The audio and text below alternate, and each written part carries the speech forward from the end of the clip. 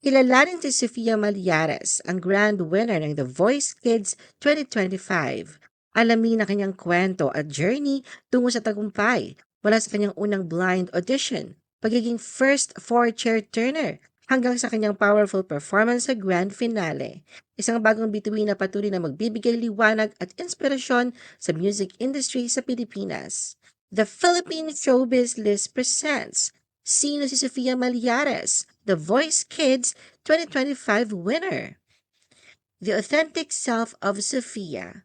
Unti-unti nang hinuhubog ni Sofia Isabel Malyares, isang batang singer mula sa Pasig City, ang kanyang pangalan sa mundo ng musika at telebisyon. Binansagan bilang Queen Birit ng Pasig City, kapansin-pansin na sa murang edad pa lamang ang kanyang tatanging kombinasyon ng talento, personalidad at pusong puno ng pasasalamat. Bukod sa kanyang kahusayan sa pagkanta, si Sofia ay masigasig din sa pag-aaral bilang estudyante ng Pasig City Science High School. Patuloy na kaya niyang pagsabayin ang academics at showbiz na may disiplina at dedikasyon. Hindi rin lingid sa kaalaman ng marami na siya ay isang Christian at bukas niyang ipinapahayag ang kanyang pananampalataya. Sofia loves to crochet. Isa sa mga kinatuwa ng netizens ang kakaibang hiling ni Sofia ang crocheting.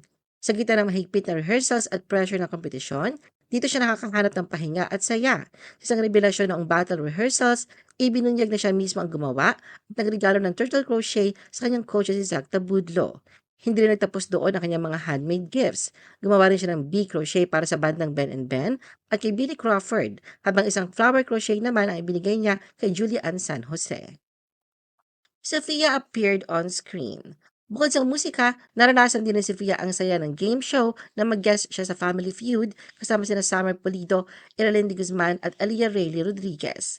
Nang manalo ang kanilang team, isa siya sa mga piniling kumatawan sa Fast Money Round kung saan muli niyang ipinakita ang kanyang composure at confidence sa harap ng kamera. Sofia took the spotlight as the first four-chair turner. Trending na trending sa social media ang performance ni Sofia noong September 14, 2025 at hindi nakapagtataka kung bakit. Sa kanyang pilot episode pa lang, agad niyang naipakita ang kanyang husay at talento sa pamamagitan ng isang four-chair turn sa blind auditions habang inaawit ang kantang Ako Naman Muna. Hindi nagtagal, una nang umiikot ang upuan ni Paulo at Miguel ng Ben and Ben at sinundan ni Zach. Ang sorpresa, halos sabay na iniikot nila Julian at Billy ang kanilang mga upuan para kay Sofia. Talaga namang pinag-agawan ng mga coaches si Sofia, hindi lang dahil sa galing na kanyang boses, kundi pati na rin sa kanyang matinding stage presence at control sa bawat nota. Sa kabila ng pagkagusto ng lahat ng coaches, si Coach Zach ang pinili ni Sofia bilang kanyang mentor. Sa kanyang mensahe kay Sofia, sinabi ni Zach, "I'm really proud and honored to have you in Project Z."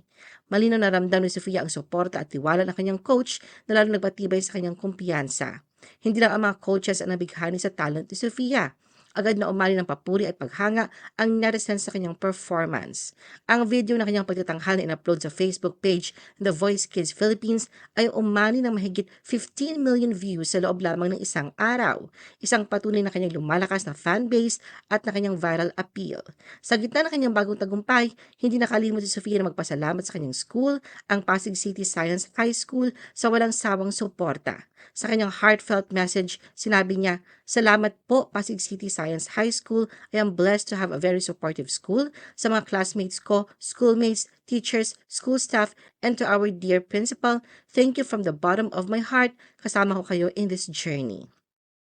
Sofia became the grand champion of The Voice Kids 2025.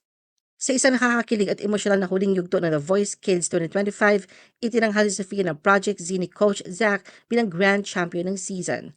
Matapos makipagsabayan sa mga makakatalino at magagaling na contestants mula sa Team Believe ni Billy, Jules Squad ni Julian at Benkada ng Ben and Ben, si Sofia nakakuha ng pinakamataas na boto mula sa audience at viewers dahil upang masungkit niya ang grand winner. Ginanap ang finale noong December 14, 2025 sa harap ng masiglang live audience at millions na manonood sa telebisyon at online streaming. Dito ipinakita ni Sofia kanyang husay at puso sa pagkanta sa pamamagitan ng rendition ng kantang The Prayer ni Celine Dion. Isa napakahalagang performance na puno ng emosyon, husay sa kontrol ng boses at matinding pagpapahayag ng damdamin. Matapos sa kanyang powerful performance, tinanong siya ng host ng programa, si Dingdong Dantes, kung ano ang mga bagay na ipinagdarasal niya na konektado sa titulo at mensahe ng kanyang kinanta. Sa mahinahon ngunit malinaw na boses, sagot ni Sofia, "Nagpipray po ako na maging grand champion po ako, and yung mga nanonood po, naririnig po, na-touch po ang kanilang hearts and na-feel po nila ang presence ni God." Sa huli, hinirang siyang grand champion, isang patunay ng kanyang dedikasyon, talento at puso sa musika.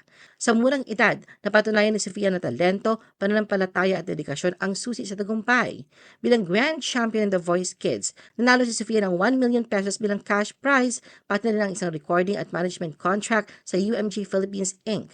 Ang kanyang tagumpay sa The Voice Kids 2025 ay simula pa lamang na mas malaki at mas makulay na karera sa industriya ng musika. Ano ang masasabi mo sa video na ito? Mag-like o mag-react at huwag mahiyang mag-comment. For our YouTube viewers, huwag kalimutan mag-subscribe at i-hit ang notification button. At para sa aming Facebook viewers, mag-like at follow sa aming Facebook page para updated ka sa mga showbiz chika. Thanks for watching!